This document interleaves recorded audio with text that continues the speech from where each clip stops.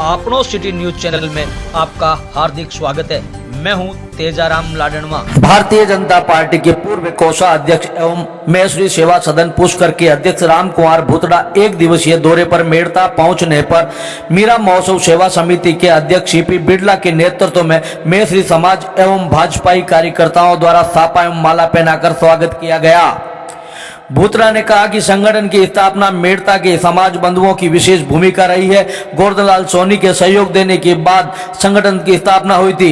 एक धर्मशाला से कार्य प्रारंभ किया था, जो आज देश में 8 धार्मिक स्थलों पर हमारे भवन तैयार हैं और 2 बनने जा रहे हैं। हमारा संगठन शिक्षा के साथ साथ देश में आने वाली हर आपदाओं में अपना सहयोग देने के लिए तैयार रहता है। आने वाले समय में जब हमें संस्थाओं को डिजिटल करना पड़ेगा, हमारा उद्देश्य एक व्यक्ति को 5 स्टार सुविधा बिल्कुल कम दामों में उपलब्ध हो, घर जैसा भोजन, घर जैसा आराम, रहने वाले व्यक्तियों को घर की तरह सुरक्षा प्रदान, उसी प्रकार सुविधा देने का प्रयास किया जा रहा है। अखिल भारतीय महेश्वरी सेवा सदन जिसका मैं अध्यक्ष हूँ, और तीसरी बार मुझे समाज के लोगों ने ये उत्तरदायित्व दिया है।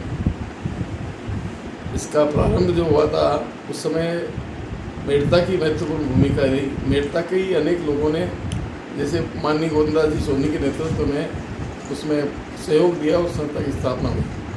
उसके बाद में लगातार चल रहा है, सतत एक धर्मशाला से शुरू होकर के 10 तीर्थों पर हमारे भवनों का निर्माण, 8 तो हमारे चल रहे हैं और 2 पर हो रहा है। इसका उद्देश्य तो ये है पूरे देश भर में इसकी शाखाएँ स्थापित हो, सब जगह भवन बने, जितने भी तीर्थ हैं हिंदुस्तान के, वहाँ पर आवास और भोजन की सुविधाएँ हमारे यात्रियों को मिले।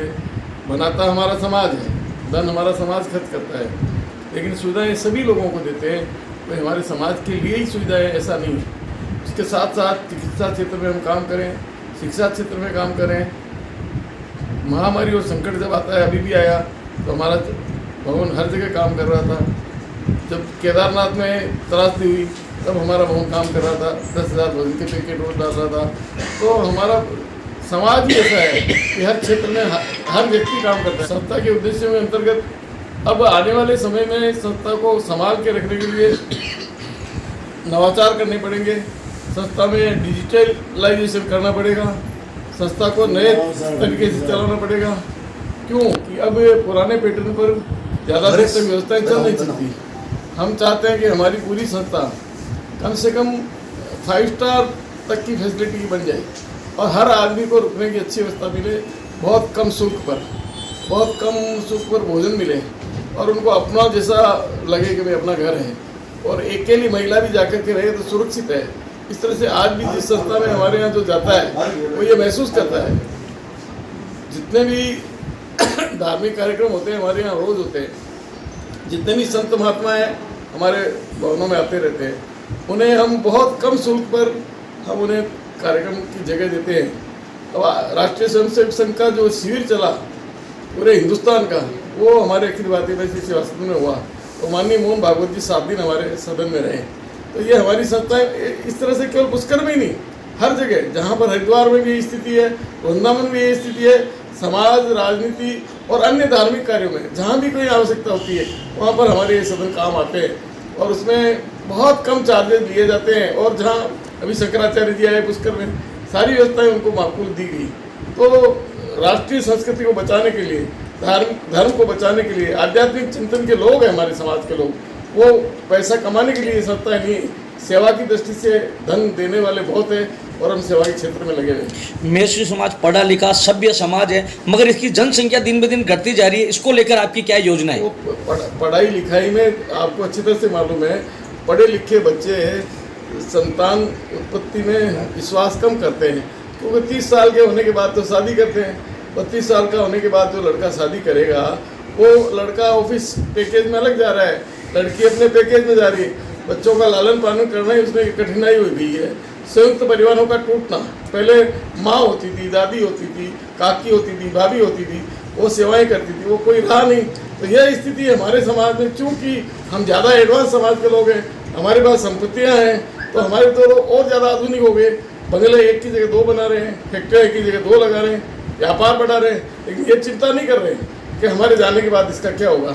तो ये इसलिए हमने प्रोत्साहन देने के लिए अभी बैठक में एक घोषणा की कि तीसरी संतान महेश्वरी समाज में जिसके उत्पन्न होगी उनको 50,000 रुपये की FD उस बच्चे के नाम से उसी दिन दे दी जाएगी। ये भावना हमने इसलिए की है कि थोड़ा सा प्रोत्साहन मिले, लोग मैसेज जाए कि हम चाहते हैं कि हमारे समाज की आबादी बढ़े, अन्यथा हमारे समाज की आबादी घटती जा रही है। आपका समाज पढ़ा लिखा समाज है, सभ्य समाज, मगर पाश्चात्य संस्कृति अपनाने में सबसे अग्रणी भूमिका निभा रहा है, उसको लेकर आप क्या कहेंगे? मैं सबसे अग्रणी नहीं बता सकता, हमसे तो बहुत आगे निकल गए। पंजाबी सिंधी इतने आगे निकल गए कि वो तो उनके स्थिति ये हो गई कि जैसे एक बार गोवा में कानून बनाना पड़ता तो 2 कपड़े जरूरी है।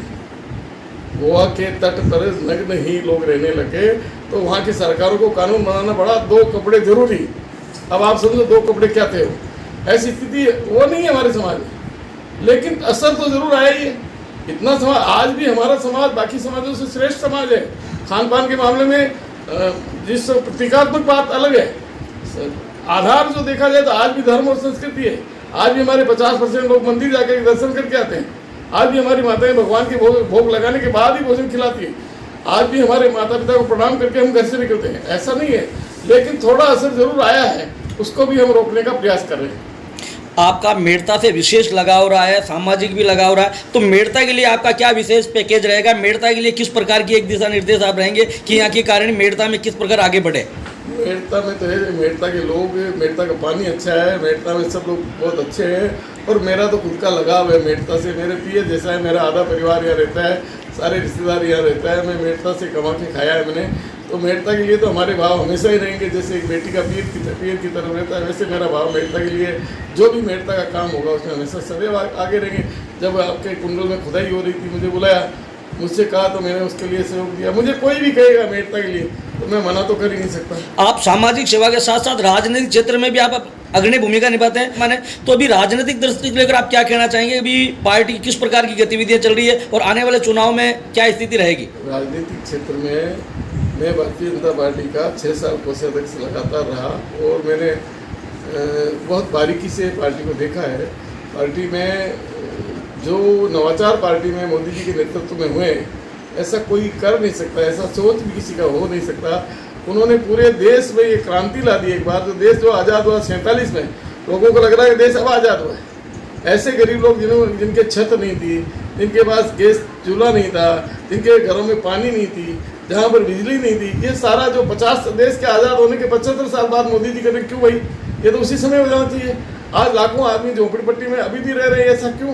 तो उसको सबको ठीक करने के लिए प्रधानमंत्री नरेंद्र जी मोदी के नेतृत्व में भारतीय जनता पार्टी ये काम कर रही है और इसके कारण से पूरे देश में भारतीय जनता पार्टी का प्रभाव बढ़ गया है। धारा 370 को हटाना, राम मंदिर जैसी हमारी आंतरिक इच्छा का निर्माण करना और देश को विश्व में, आज अमेरिका से हम डरते थे, आज अमेरिका हमसे डरता है। चाइना से हम डरते थे, आज चाइना हमसे डरता है। पूरे संसार में हमारे देश का जो आज तस्वीर बनी है, सारे राष्ट्र मानने लगे कि मोदी जी आए। आज यूक्रेन का युद्ध रोकना है, वो सब चाहते हैं मोदी जी रोक सकते हैं। आज हमारे देश को बहुत मजबूत बनाए भारतीय जनता पार्टी। राजस्थान में भाजपा द्वारा एक निर्धारित आंदोलन में भाजपा के प्रदेश अध्यक्ष के खिलाफ नारेबाजी होना, इसको लेकर आप क्या कहेंगे? ये राजनीतिक क्षेत्र का पार्ट है। राजनीति में नारेबाजी होना सामान्य बात है। राजनीति में अगर कोई आदमी बहुत अच्छा है तो उसके खिलाफ नारे लगेंगे ही लगेंगे। राजनीति में कोई अच्छाई बुराई का सवाल नहीं होता है। राजनीति में जिसको विरोध करना है, मैं सेवा सदन का अध्यक्ष हूँ, समाज का काम करता हूँ, ईमानदारी से करता हूँ, फिर भी मेरे खिलाफ कोई नारे लगा सकते हैं, उससे कोई बड़ी बात नहीं है। उस नारे से कोई ये नहीं हो गया। आज मुख्यमंत्री के खिलाफ नारे भी लगते ही है ना, सबके खिलाफ लगते हैं। राजनीति में जब स्वतंत्र इच्छा है, आदमी को स्वतंत्र बोलने का अधिकार है, विचारिक अधिकार है, तो इस प्रजातंत्र में बोलेंगे लोग, ऐसे कोई खास बात नहीं है, उससे कोई लंबा फर्क नहीं पड़ेगा।